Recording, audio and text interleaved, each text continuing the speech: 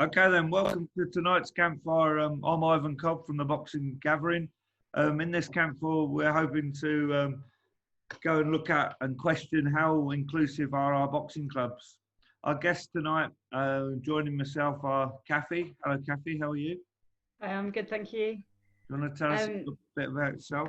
Yep, sure. So my name is Kathy Adcock. I am a clinical psychologist and also a boxer and a coach. And I'm the director of an organisation called In Your Corner that uses boxing to improve emotional well-being in young people. Thank you. Okay, our second guest tonight then is Ross. Hello, Ross. How are you? I'm very good, thank you. Good. Do you want to tell us a little bit about yourself? Yeah. So I'm head coach at Lawrence Boxing Club, secretary, matchmaker, event organizer.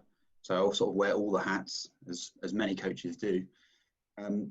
Studied sport and sociology at the University of Chichester for 3 years, where I did cover many topics such as sport inclusion and exclusion, commercialization of sport, sports policies, theories and concepts, excuse me. Coached in America for a year, coached in Canada for 2 years, coaching football, worked with Southampton as part of their community programs, and then gave up football because the love for boxing was too strong and I couldn't do both. So I'm back at Lawrence Boxing Club and I love it. And, you know, building it back up from what it was has been great. Yeah, I feel it feels great to be part of the community again. Okay, thank you. Welcome. And our third guest then is Sean. Welcome, Sean. How are you? Thanks very much. Cheers, guys. Yeah, I'm good. I'm Sean. I'm a former boxer from Eltal Boxing Club in London. But I actually run the Boxing Club in Ireland. And we've been going now for 13 years. And I am also involved with an international tournament in Newburgh in New York State.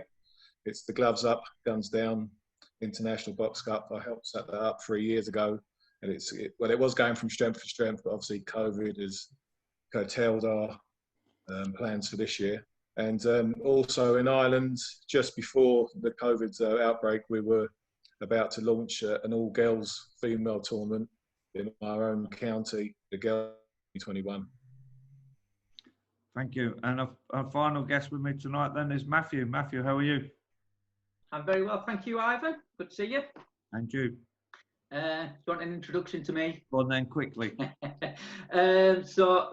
I'm Matthew Williams. I worked for 11 years for England Boxing until last year. I did a lot of work around coach development education, which is how I know Ivan, around mental health in boxing, which is how I got to meet Kathy, and did a lot of work around club development, safeguarding, all kinds of things really over the years that I was there. And I now work in mental health and you know, particularly interested in inclusion and the way that boxing can the benefits beyond success in the ring, although I believe that that's important. Yeah, the wider things that boxing can do for communities. Thank you. And I'm with Billingham Boxing Club now. Okay. Matthew, do you think then our boxing clubs as a whole are inclusive and welcoming to everybody and anyone who's interested in becoming a member or even a participant? Well, this was my kind of question really. I wrote a piece for Kathy's blog, and the question is about who belongs in boxing, because I think we all know that boxing has a history of being a very inclusive sport, and you know, people from all backgrounds and races, for instance, have achieved success. And you look at how you know, often at times through history where particular immigrant groups have excelled at a time when that's given them the route out of particular you know, prejudice and discrimination at particular times in history. But then I suppose my question, I've had a nature that likes to ask questions and challenge things, because we get, I think, very complacent in what we think we know. And I think in boxing it can sometimes kind of manifest as this, if it ain't broke, don't fix it. And well, we've always done things like that. And that doesn't sit with me, just my character really. I just question things. And the first principle of coaching, particularly for me, is why? Why are you doing that? I might think something looks wrong, but actually when you explain it, the reasoning behind it suddenly makes sense. So I have that question in nature, and my question about who belongs in boxing, I suppose, stemmed from my own experience. I guess there's a lot of our thoughts do. Because I grew up, I loved boxing, absolutely loved it I watched Rocky 2 when I was like 10-year-old, and I loved it ever since. And I was, I'm from Middlesbrough, so I was a white, working class, sporty lad. And I didn't feel boxing was a sport for me. I wouldn't have dared go to the gym because I felt I would have got my head panned in. Now, I might have been right, it might not have been. As I've worked in sport, and did a lot of stuff around sports equality and involving people. And when you start to look at marginalised groups, I mean, initially I was thinking, well, who is marginalised in boxing? And then you get this thing of, when I started to work in boxing, the question then is about whether I've ever run a club, how many champions I've coached, how many bouts I've had. The answer to all of those is none. But, I've brought a passion and a love for it and skills that I've developed in my career in sport that I thought I could bring to the table and help to improve boxing. But it seemed like you almost had to prove, you constantly had, or I felt I did, constantly had to prove I belonged. And in the end, I mean, when I left, like after 11 years, I got a real sense that I just didn't belong. And one of the great things about this for me has been that I feel the welcome part of the boxing community through my role in my club, in a way that I'd say I probably didn't when I was working for the NGB, because a lot of the questions, a lot of how my interactions were people telling me why I didn't belong. So I think if that's the case for a white working class bloke from Middlesbrough who's sporty and loves the sport and can go and tell you about a bout from the 1930s or whatever. Well, what's it like for people who are really marginalised in society? But I can't say I have the answer to how inclusive it is, but I think it's a question worth asking. Okay, so Kathy, being the only female on the group, how did you find being a lady going into boxing and starting? What was your welcoming? How was that around? Yeah, well, it was interesting actually. I used to work near Islington Boxing Club, and I walked past for 5 years and I never went in. And I got into boxing through a commercial gym where one of the coaches for the non-contact boxing there was with a club, and she just said join a club. And so because I trusted her, I did, I got in. And I suppose, I think the situation for women is better now. Like, it's so, because like I first walked into a club in like 2015, and I think things have really changed since then in terms of seeing junior females coming through. Because like when I was boxing, like all the girls seemed to be about 30. Like it felt like people hadn't been able to grow up with the sport, and now you see juniors coming through, and I think that's amazing. I think it really depends on the context. I think when I first started, I felt like clubs had like one girl, and if you joined, then the one girl was like, like it felt like there was lots of women being like top dog, and there was a bit of a kind of, but I'm the woman here, and like it felt like that was kind of a weird dynamic.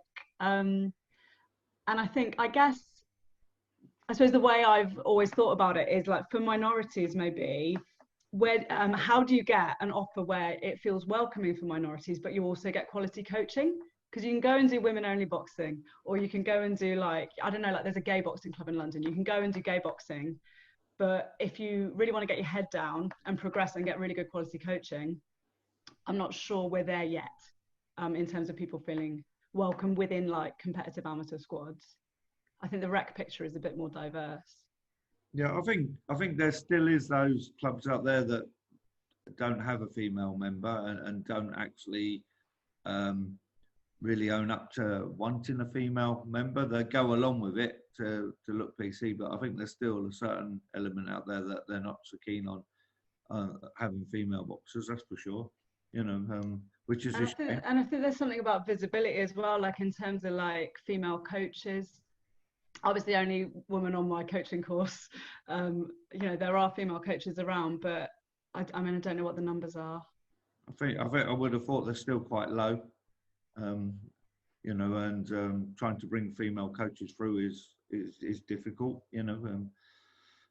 Yeah, the female. I think that might take another generation. You know, like our younger boxers now, we are successful at schools, juniors, youths, and obviously Nicola and the likes of them led the field with you know, the golds at the Olympics. So you know, nothing better than the first gold medal went to Britain. You know, so you know, it just happens to show that we are up there and we do perform very well. And before I get interrupted, so do the Irish. They do very well. Yeah, I was about to say, as Kate Taylor. I was actually going to just make a point on that and say, literally, Ireland is very ahead of GB in terms of attitudes to female sport, particularly boxing. And obviously, we've had the Katie Taylor effect, and before that, we had Deirdre Gority, who was a pioneer. And without Deirdre, there would have been no Katie.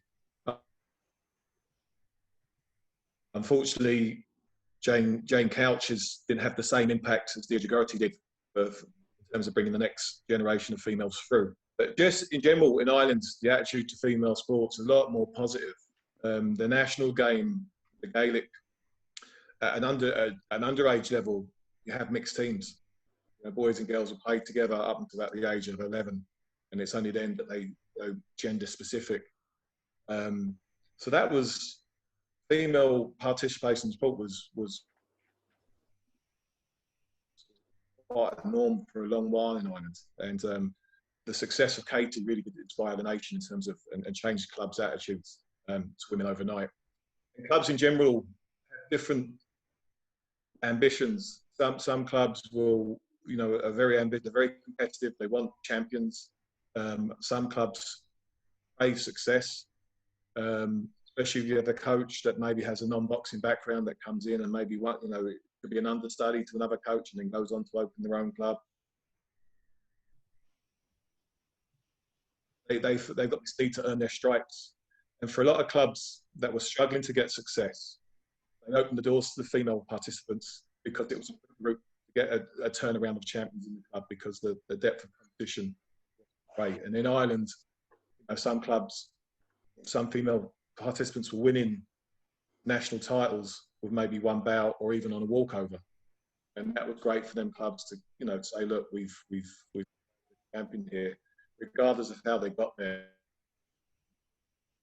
It just inspired other girls to come into the club. So Ireland, in terms of attitude to female participants, sport, particularly boxing, is well ahead of GB at this moment in time. Ross, you give us some thoughts of what you've heard so far from your experiences. Yeah, I mean, excuse me. When I started boxing, there was actually a female in the gym. So that was when I was 18, so 12 years ago. And it was quite rare. We had Claire Pilkington, who got to the national finals. She was a very, very good competitor. So it was kind of natural for me, really, as soon as I stepped in the gym. And I've seen female participation flourish since I've been in boxing, and it's great to see. And I think, like Sean mentioned, was it Sean or was it Matthew, about girls growing up? Sorry, it was Kathy, sorry. Girls growing up with the sport. So Claire was quite an older female, but we didn't have any juniors, and you didn't really see girls boxing at all. But now, most shows that I go to, I'll see young girls boxing, and it's really, really good to see. You know, who wouldn't want that? Sean mentioned that different clubs want different things. So some go for trying to create champions. They want to be highly competitive. They want to win, which is fine. There's nothing wrong with that. And then some want just create opportunities for as many people as possible. So when I did sports policy, if you looked at those two things that Sean mentioned, the one who are trying to get as many people involved as possible, that would be a left-wing attitude. So you want sport for all. You want to get as many people involved as you can. And there's a lot of positives to that as well. So you can think that creates revenue and finances, and it helps develop the sport. So no one's going to argue that that's not a good thing. You get greater public awareness of the sport as well. And what coincides with that, I think, is better regulation.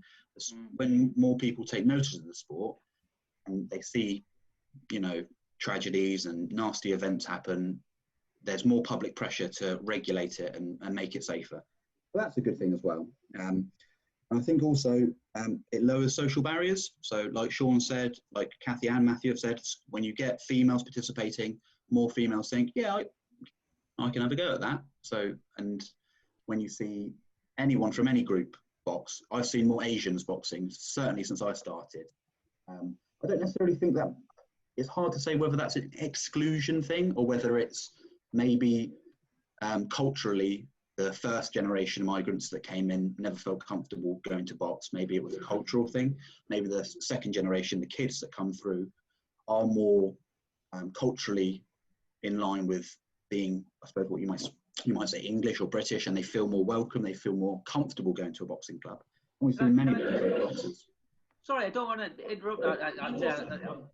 Just conscious, one of the things with that, whether Naz and Amir Khan had an impact in that. Yeah, it's that role model, isn't it? That it's a sport for me. You know, I can be like them kind of thing. And it's that, Kathy mentioned, it's about that visibility, isn't it? And you know, you want to see people like me in something to feel welcome. I have a slight issue with that. I accept it and I have an issue with it. I understand that argument, but I can look up to Prince Nassim Mohammed. So it doesn't matter really the race.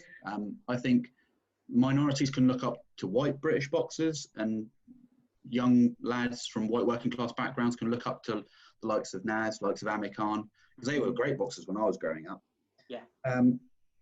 But then I think you've got to think about also exclusion. So there's plenty of times there's plenty of examples of in our society and in sport in general where exclusion can be seen as a good thing. So you might think about female-only classes. That's exclusive. You don't allow boys to participate, so that would be a good thing.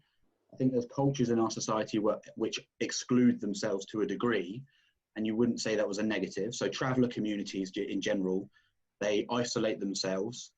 They still integrate, and we still obviously have interactions with travellers, but in my opinion, that's a good thing. When I go and see travellers and I go to traveller gyms, I really love the communal feel that when I go there, they all know each other, they all get on with each other, and there's a real bond between all of them. And I think when you look at those older fashioned types of ways of living, I think there's a real value to that, and I don't think you can write that off. And then there's things like women's institutes, gentlemen's clubs, and an interesting study was done actually, and I read a book, and it was about diet and heart disease. And it was interesting because it said that Chinese people that move to foreign countries and live in Chinatowns have lower rates of heart disease and strokes and have better life expectancies than Chinese people that live outside of Chinatowns. Now, it's observational, but the idea is that they feel part of a strong community and they feel part of a social network where it's their traditions, their cultures. So I think when we talk about inclusion, we can all say it's a good thing. But then we've also got to see the value of tradition and culture, and we can't just wash that away. That's my opinion. I don't know what do you guys think of that? I mean, the first thing that springs to my mind was, it's fine to have female-only boxing, but don't give them the rubbish coaches. And I know that sounds like, but that was literally because, you know, what came to my mind was a bunch of guys arguing over who's going to take the women's class. Did you see that happen? No, but obviously I feel a bit like that. Like, as in, you know, I think there's a sense of the cohorts people want to coach more or less.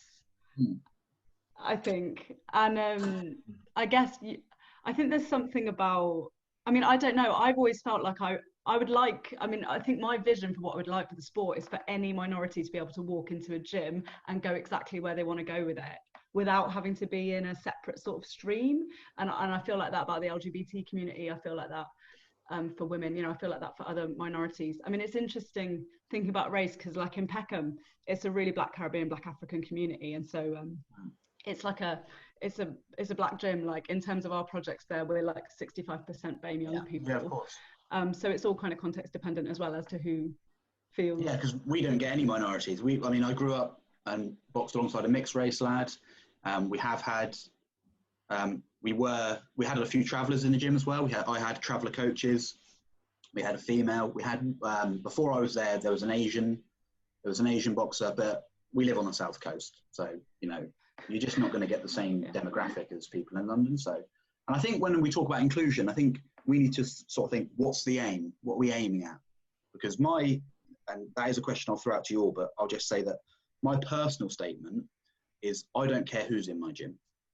Doesn't matter who you are, doesn't matter what your sexual orientation is, doesn't matter what your race is, doesn't matter what your gender is. And by implication, I don't care who's not in my gym. I don't care. It's free choice. If someone wants to turn up, I will welcome them. I'll coach them. I've coached females. I've coached so many different types of people. But then I'm not hunting for different types of people. And I think sometimes if we do that, we lose the genuine desire to make the sport inclusive, because we just go trying to equalize things, and we hunt for certain types of people without really meaning it. I think that's a really interesting point. And what I'd say to that, or one of the observations that prompted me to write the piece that I wrote, was that I'm from the Northeast, and obviously with political events over the last few years, we were a very pro-Brexit area.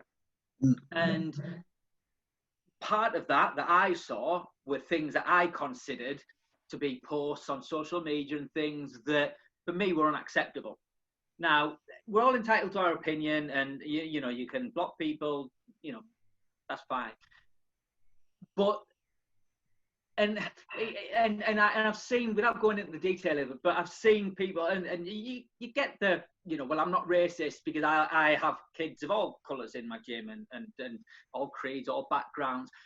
But for me, and I think we were talking the other week, Kathy, about overt and covert racism. Yeah. And again, however someone defines themselves and defines that behaviour, one person's racism might be another person's patriotism. So you can have those kind of debates. But it's that, how does that Asian kid in that gym feel when he's seeing that, or she's seeing that kind of stuff? And to me, there has to be a consistency between welcoming in the sense that you can come and use my gym and I'll train you, and respect for them as an individual with it. And for me, I'm not saying I'm any better or worse than anyone else, but I'm curious about people's cultures. If someone comes in from a different, I want to know about that. What were the situations? What were your circumstances? What's made you the person you are? Rather than, I don't know. And personally, I think if you have that, how can you say some of the things that I see people saying? I can't wrap my head around that. And again, it's like, would I feel welcome, if I'm seeing that stuff put out there, if there's a parent, and again, I saw things when I was working for England Boxing about where parents did pull clubs up because they'd seen things on Facebook that a coach has posted. Mm-hmm. And I think we have to, we've all got a duty and a responsibility to, those personal, professional boundaries are blurred with social media, and we have got to think about how other people take it. It's all right saying that people can block me and unfollow me, and that's fine. But if you're providing a service within a sport, that's main tenant, especially as a defence against it, because it's a sport that a lot of people object to, is that we bring discipline and respect, and we're a sport for everyone, no matter where you're from, then you need to live by those values. And that goes beyond boxing. It's interesting, actually, because... Oh, go on. So I'll say, clubs certainly do have a responsibility for any of their volunteers, and they do need to take them to task, especially if they're using social media. And I can give you an example of a member from my club. It was during this COVID period, and it was the usual anti-China, and they shared a post in relation to eating rat meat. And I rang him up straight away, and I said, I won't say his name, you have to take that post down. I goes, you don't realise how offensive you're being. I said, I know people from different, from the West Indies, that they eat meat, and it's called eat rat meat. It's called wild meat. I've had a wild meat curry myself. I had someone, obviously coming from London originally and working with people from different backgrounds. I've had a wild meat curry, and I said, that's rat meat. I said, it's not rat from a sewer. I said, it's no different to eating rabbit in their culture. And he just was completely sidelined by this total bombardment of fake news and social media that circulates without actually thinking or taking a step back and share stuff and comment on stuff without actually really thinking it through. And it's important that you do take people to task, you know, and you do make them to either apologise or remove any comments like that or any posts that they share. I mean, I suppose one of the things me and Matthew were talking about was also the less obvious ways that stuff plays out. Because, you know, if someone posts something like that, that's really obvious. But like, you know, I've had several experiences in gyms of training where coaches making jokes that are a bit homophobic, and it's all kind of put down to banter.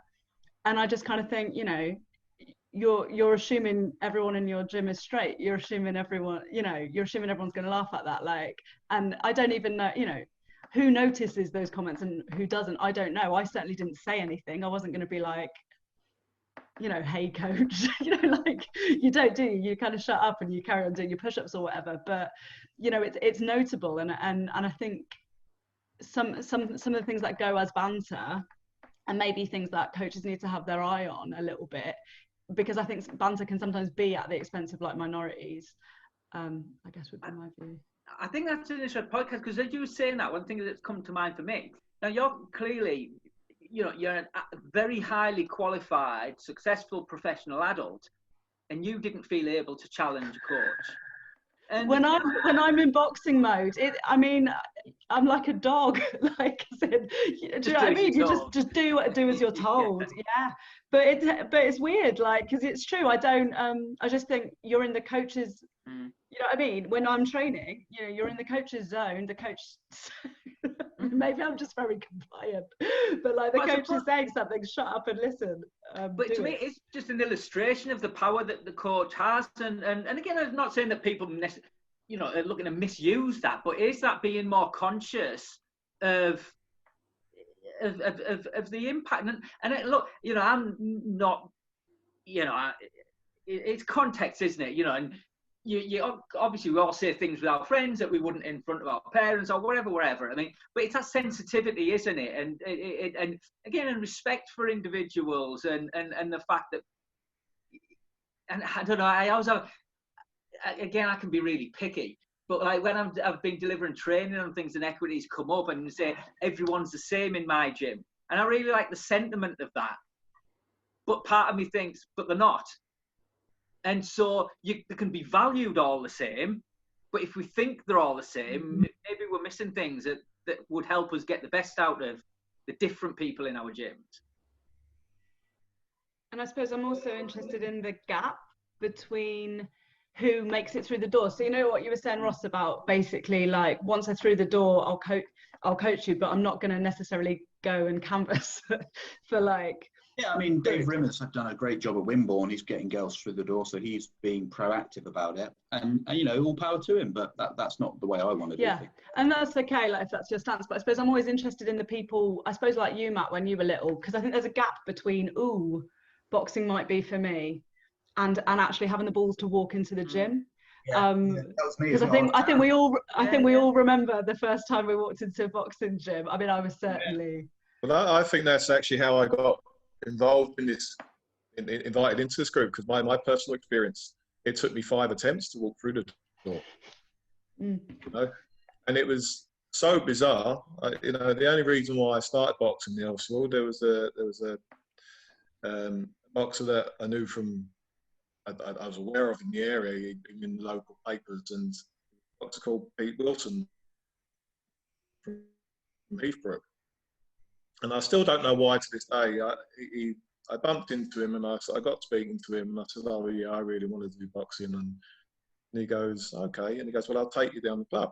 And it was only because of Pete that I actually managed to get through that door at the 5th attempt. But the bizarre thing is, he didn't take me to Heathbrook, his home club.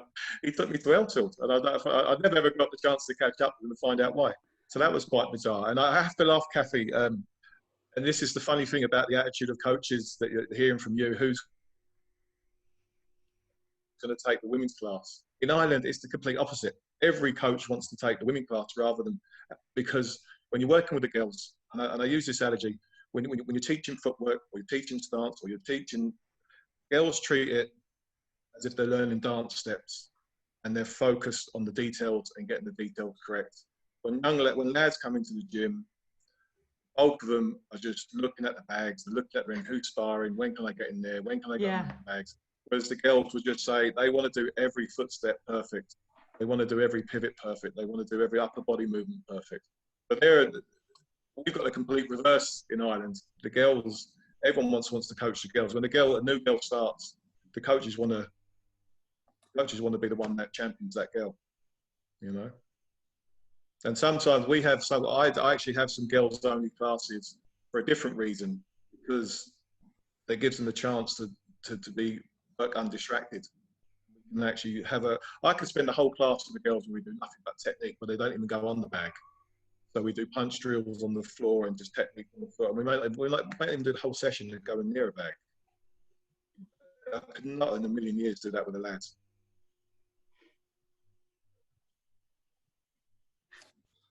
I think one of the things that has come to mind about, I mean, that thing about kind of being afraid to go to the gym, or you know, not knowing what to expect. I think that with what's been happening over the last few months could potentially presents an opportunity to break that down through the fact that clubs are, and now what we're doing now, are using kind of delivered online sessions, and potentially that could be a form of taster, or it's something that clubs can use as a potential way of reaching people that maybe they wouldn't have, you know, an opportunity for people to dip the toe in the water, if you like, to help to make that a slightly smaller step.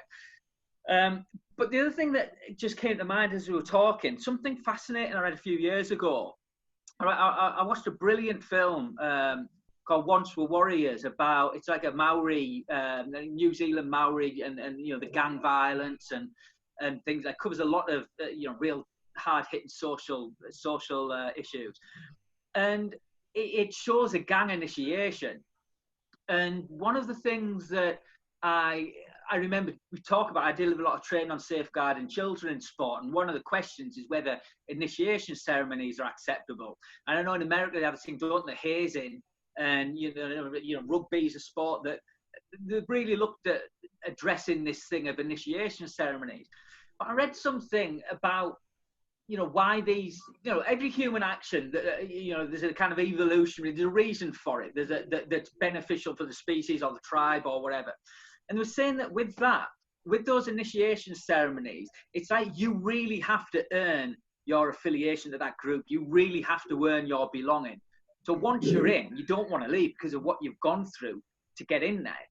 And when I read that, it kind of resonated with the point of, you know, is that a feature in boxing? Is that, you know, because a lot of the people, you know, they've come through from the grassroots and, you know, taking the fair share of shots to their head just to prove that they belong. And maybe from that point of view, you can understand that they would, you know, see that you have to earn your stripes. Well, I think that goes back to saying right at the start of the conversation, it really goes about a club's individual values and how they measure their impact. You know, some clubs, I know literally they only measure their success by the number of champions they churn out year in, year out. And clubs will close the door on anyone where it's going to be a slow process to bring that boxer through. They want quick success. I still know of clubs that literally will have a lad spar within the first week.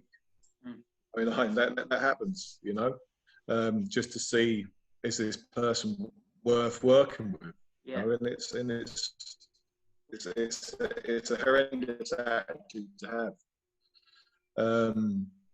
But it really depends on what impact you have. We have quite a mixed group of ability.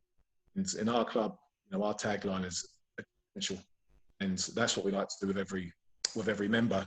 And for some members, it may just literally having one-time spar, just getting them that far. For some kids, the parents are just glad they're coming to the club, and we're keeping them engaged, and we're keeping them returning to the club because it's getting them away from the PC or the PlayStation nights a week. So we have a quite a mixed group of participants, but we're there. We're there and we work with everyone regardless of what their aims are in the sport. But you do have a lot of clubs who just solely measure themselves by actually how many champions that they turn out, and that's where it's they have a kind of maybe a less welcoming approach or a harsher approach, and you can lose as many good kids that way than by just having a short-term view. Yeah, well, it's interesting because there's a documentary I've seen about Clarissa Shields, and her coach from when she, you know, before the first Olympics, was basically saying, I always wanted a champion. I just never thought it would be a girl. And I suppose it made me think, you know, if you're willing to invest in development, you don't really know, you know, there's kids who walk into the gym, you just see them and you think you can move, you know, the ones that are like naturally athletic, you can see it. But, you know, there's a, you know, people surprise you if you're willing to kind of put the time in and develop them. And I think if you work for them, they'll work for you. So I suppose it's just, I kind of think people might surprise you. That makes me think of Johnny Nelson. I remember, didn't the Ingalls always said that he was the proudest achievement, and that, you know, you had Naz, who was, you know, Harold Graham, people who were just gifted all the way through, but they said with him, they said he was useless, and he says it himself. But the really, you know, he became one of the big success stories in the gym. I mean, did he lose from like 12 his first 13 fights? I mean, he really. But like I say, you just don't know. And I suppose what you said, Sean, is about that, whether you're prepared to invest in those individuals. And I always used to say at the clubs in my job, I mean, and I suppose this is coming in from my point of view of, you know, not having a participant background in the sport. But I thought, well, you know, what you got lots of fans, lots of people, you know, they might not be a good athlete, but they might end up being a good coach, a good volunteer, a good, you know, help drive the bus to a championship. You know, there's lots of different ways people can contribute to the community of a boxing club. You know, it's not about competing. What's your thoughts around that, Ross? Yeah, absolutely. I mean, we've got one of our coaches who's just signed up. He's never boxed, never had any experience. His lad's been boxing with us for a couple of years now. He's done his level 1. He's looking to do his level 2 whenever he can. He's not got much confidence. He's a little bit that way in nature. I think he's quite introverted and quite shy, but he does a great job. He's an absolute sort of rock for the club. He's one of the best things that's happened to us in recent times.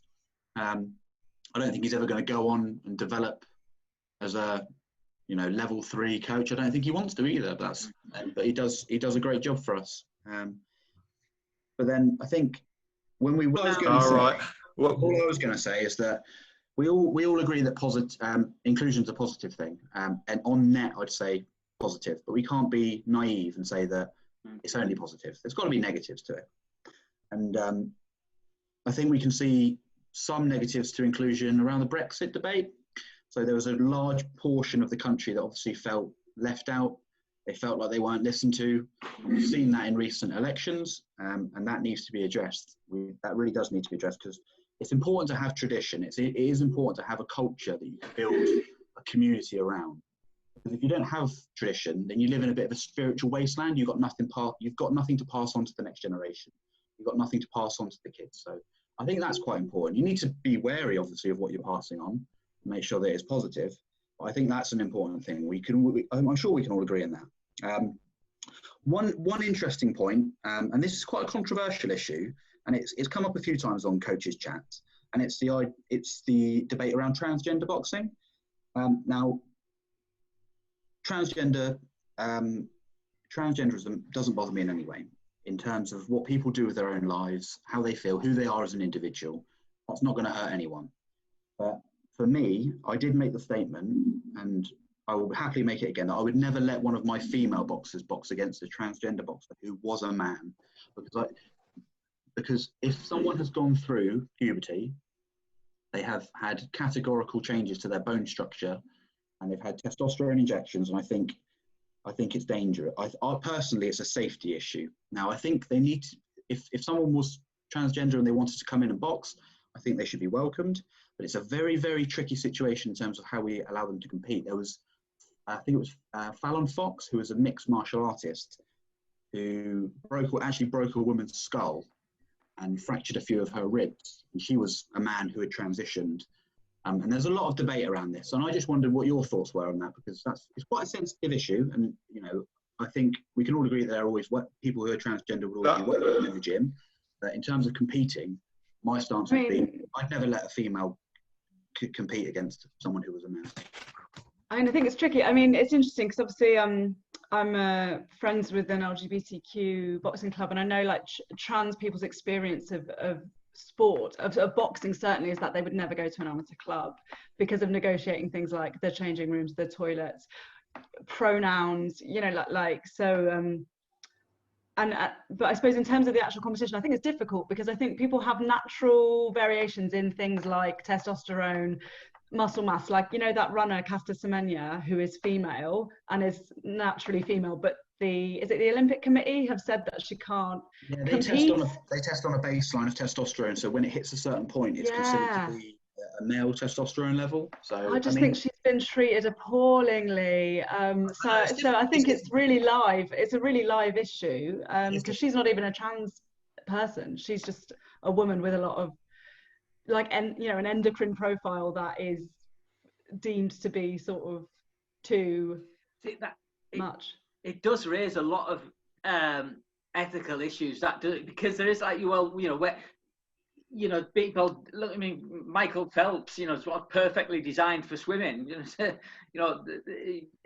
So it's genetically gifted. I'd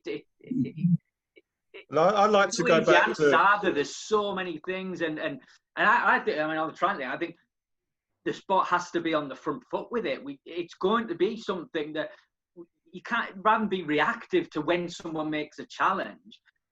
But I'd like to go back to what Ross was saying there in relation to the transition from male to female. We really do need to be guided by science on this. My gut instinct, like if the process has started before puberty, then I can't see there'd be any difference, any advantage to the male. I think it's legal though, is it? So you're not allowed to transition before you're 18. And I think that's good. Well, maybe in the UK, but outside of the UK, it does happen. In my opinion as well. Sorry, Sean. In my opinion, I think that's a positive because there's a lot of psychological processes that people obviously go through, and there's lots of psychological evaluation.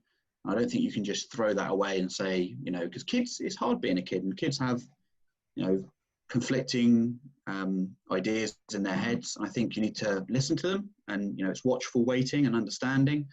Until they're an adult, I don't think they should be allowed. Parents certainly shouldn't be making decisions for them in terms of transitioning. That's definitely my view on that. Although I would say young people who have gender identity dysphoria have a 75% chance of trying to kill themselves before they're 18. That's true, but the distress that comes high. with it. The suicide rate is also very high after they transition, which is again tragic. But I think 90%. Without getting tied up on when someone transitions from the point of that. If you've got an athlete that has transitioned from male to female, we need to be guided by the science in terms of their.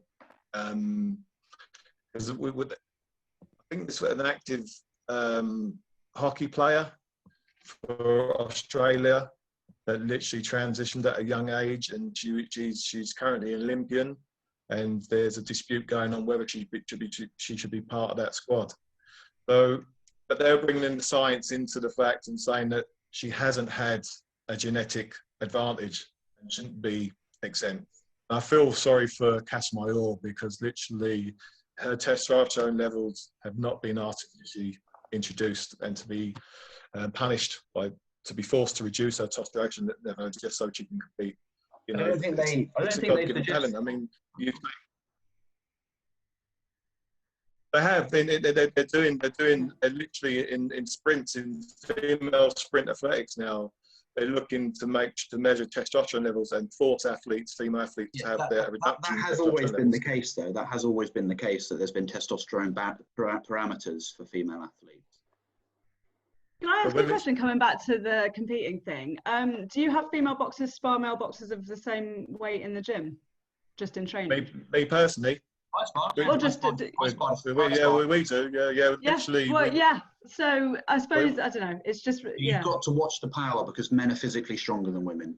So you have to watch you do have to be careful. You can't allow the boys to go free rein, and they know how to manage it, and they're fair. And there's plenty of girls who obviously trained athletes who are girls can whoop boys who are untrained. That's for sure. If you've got a trained male athlete and a trained female athlete, the male would be stronger, and you've got to be careful when people are sparring, obviously, because bone density comes into it as well. Males have stronger bone density. So yeah, it's just about being cautious. It's not about not allowing people to spar, because that's fine. There's no harm in that, but it's just about making sure that, you know, there's safety. I think it's no different to any matchmaking sparring. You know, literally you have someone that's advanced technically, someone that's advanced physically, maturity. Like you can have two 14-year-olds, two 14-year-old lads, and one can be much more physically mature, even though they're the same weight. Yeah, very true. Your sparring's down to, you know, close attention to detail and matchmaking to make sure that the spar is going to be benefit for both participants. But I think, going back to the conversation that you were saying about the transgender athlete, you know, this is not going away, and it's something that the sport needs to get ahead of now. I actually have a personal experience. I actually got oddly enough into coaching, Kathy, because I was inspired by two female boxers. When I moved to Ireland, I took the weekend, like a lot of boxers, I took the weekend off after a bout, and it ended up lasting 12 years. And then the town I'm living in, Cavan in Ireland, there was two girl boxers in the papers quite regularly, and then they finally got around to hosting a tournament. As a Canadian team come over, and I was absolutely blown away. The best two bouts on the whole night were these two females, and that's how I actually got involved in coaching. I said, you know what, I really got to get back to the sport, because I loved the occasion. And then they inspired me back, and I joined Cavan Boxing Club, and I learnt my badges through them before progressing to my own club. But ironically, one of the girls, Caroline Riley, we went out to a tournament in America called the Ringside Championship, and Caroline got to the final, and she came out of the weigh-in, and she was white as a ghost. And I said, "What's this?" She goes, "I'm boxing a beast today. I'm boxing a beast. She's a man. She looks like a man." And I goes, "Look, never judge a book by its cover. Just believe in your own ability." Anyway, she boxed this boxer called Patricia Manuel, and tough fight. We lost fair and square. No arguments there. And I often wondered what was going to happen to this Patricia Manuel. She was the number one in the US at the time, and Caroline was at one stage we were hoping that one day she was going to catch up with Taylor, and so I always tried to keep an eye on this Manuel, but then she just disappeared from the scene. She's now Pat Manuel, and she's a pro boxer. Oh, sorry, he's now Pat Manuel, and he's a pro boxer, and he had massive problems when he transitioned, because he still wanted to compete as an amateur first, because his coach said you can turn pro when you're good enough. And the biggest problem he had after he transitioned was to get matches, because male boxers weren't prepared to box him, or other males weren't prepared to box him, because they were feared of losing to someone that had transitioned. So it's something that's going to be creeping into our sport, and we have to be prepared for it. A lot of people are more comfortable with the thought of matching a female that's transitioned to a male with another male boxer, but it's going to be, like you said, Ross, the challenge is when it's the other way around. Yeah, and I guess the challenge before people are even competing is people feeling comfortable to come through the door and just train in a mainstream club. And I guess I mean, I guess my experience with Knockout, the LGBTQ club, is that we're not there yet as a society. Like, I don't think. So can I just? But if gyms are struggling to get females to allow female participants in their club, they're really going to struggle to get their head around this one, you know. And but we have to, you know, outreach, and we have to outreach and get our house in order, because other sports like judo are taking it on, and it's more in sport of judo, for example, female and male train together. Their equivalent of sparring happens regularly, and we have to get on board as well. Can I just come in and say we're coming up close to an hour of chatting around, and can I just say, can you leave me with one thing that you feel that boxing could be better at when it comes to inclusion in sport? One thing, what would you like to put forward? Matthew, do you want to go first? I suppose that for me it is that being more proactive in demonstrating, because most boxing gyms are very welcoming, but you wouldn't know until you walk through the door. So for me, it's about being proactive in promoting that message, I guess. Okay. Any quick idea of where you'd like to see that promoted? Is that like a social media thing, or is that?